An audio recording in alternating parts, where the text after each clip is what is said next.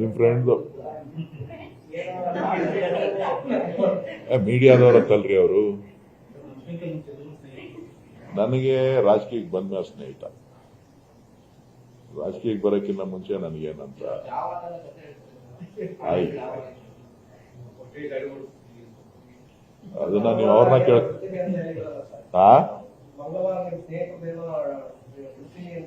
ನಾನೇನ್ ಬಿಡ್ತೀನಿ ಅಂತ ಹೇಳಿಲ್ಲ. ಅವನೇನೋ ಬಾಯ್ ಬರ್ಕೊಬಿಟ್ಟು ಅವನೇ ಅಂತ ನೀವು ಕೇಳಿದ್ರಿ. ಅದಕ್ಕೆ ನಾನು ಆಯ್ತು ಮಂಗಳವಾರ ಅವನ ಬಗ್ಗೆ ಬಿಡ್ತೀನಪ್ಪ ಹೇಳ್ತೀನಿ. ಅದಕ್ಕೆ ಇಟ್ಟಿದ್ದೀನಿ. ನೋಡ್ರಿ ವಾಲ್ಯೂಮ್ ಎಷ್ಟಿದಾವು? 6 ವಾಲ್ಯೂಮ್ ಇದೆ. ಚಾರ್ಜ್ ಶೀಟ್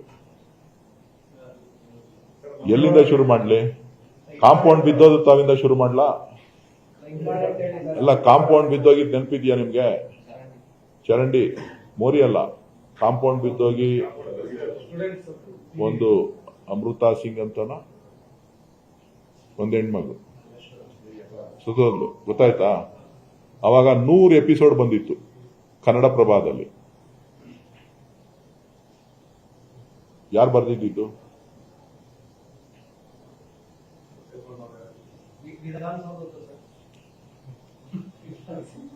ಅದ್ರದ್ದು ಹೇಳ. BBMP ಬೆಂಕಿ ಬಿದ್ದೋಯ್ತಲ್ಲ,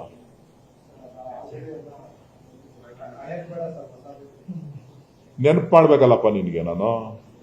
ನೀನೇನು ಮರ್ತ್ಬಿಟ್ಟು ಮುಂದಕ್ಕೆ ಹೊರಟೋದ್ರೆ ನೀನು ಲ್ಯಾಗ್ ಏನಿಲ್ಲಪ್ಪ. ಅದು ಎಲ್ಲ ಸ್ವಲ್ಪ ಹೇಳ್ತೀನಿ ಕೇಳಿಲ್ಲ. ಅವ್ನು ಯಾರು ಅಂತ ಪರಿಚಯ ಆಗ್ಬೇಕಲ್ಲ ನಿಮ್ಗೆಲ್ಲ. ವಿಧಾನಸೌಧದಲ್ಲಿ ಅಂತೀನಿ, ಅದರಲ್ಲಿ BBMP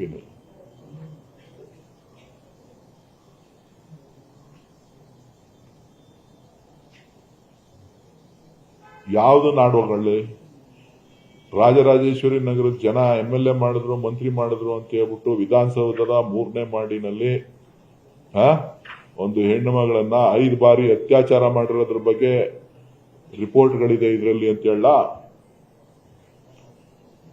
ಭಾರತೀಯ ಜನತಾ ಪಕ್ಷದ ಕಿರೀಟ ಅವರು ಅಂತ ಹೇಳ.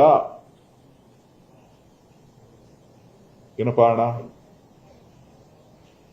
5 ಬಾರಿ ಅತ್ಯಾಚಾರ ಮಾಡಿದ್ದಾರೆ ಅಂತ ಹೇಳಿ ಇಲ್ಲಿ ರಿಪೋರ್ಟ್ ಇದೆಯಲ್ಲ, ಎಲ್ಲಿ?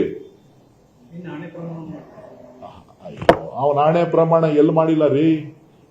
ಯಾರ ಹತ್ರ ಹೋದ್ರೆ, ನಿನ್ನ ಹತ್ರ ಹೋದ್ರೆ ನಿನ್ಗೂ ಆಣೆ ಪ್ರಮಾಣ ಮಾಡ್ತಾನೆ.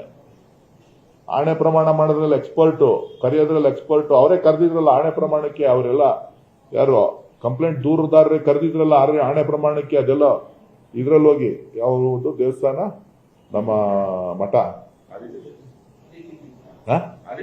ಅದು ಚಿಚ್ಚಿನಿ ಮಠಕ್ಕೆ ಹೋಗಿ ಕಾಯ್ಕೊಂಡು ಕರೆದು ಕಾಯ್ತಾ ಇದ್ರಲ್ಲ, ಹೋಗ್ಬೇಕಾಗಿತ್ತು. ವಿಧಾನಸೌಧದ 3ನೇ ಮಹಡಿನಲ್ಲಿ,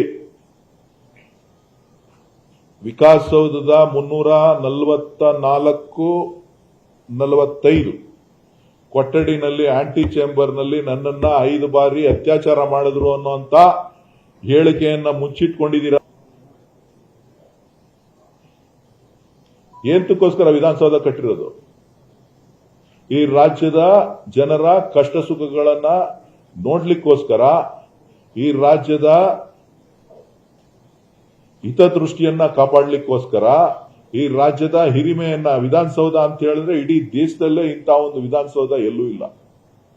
ಅಂಥದ್ರಲ್ಲಿ ಇಂಥ ಒಬ್ಬ ನೀಚ ವ್ಯಕ್ತಿ ಚೆಂಗಲು, ಯಾಕೆ ಕರೆದ್ರು ಚೆಂಗಲು ಅಂತ? ಆ ಚೆಂಗಲು 5 ಬಾರಿ ಅತ್ಯಾಚಾರ ಮಾಡಿರೋದ್ರನ್ನ ಇದುವರೆಗೂ ಸಾರ್ವಜನಿಕರಿಗೆ ನೀವು ತಿಳಿಸ್ತಿಲ್ವಲ್ಲ ಅಂತ ವ್ಯಥೆ ಆಗ್ತಾ ಇದೆಯಲ್ಲ. ಏನ್ ಹೇಳಿ ನಾನು?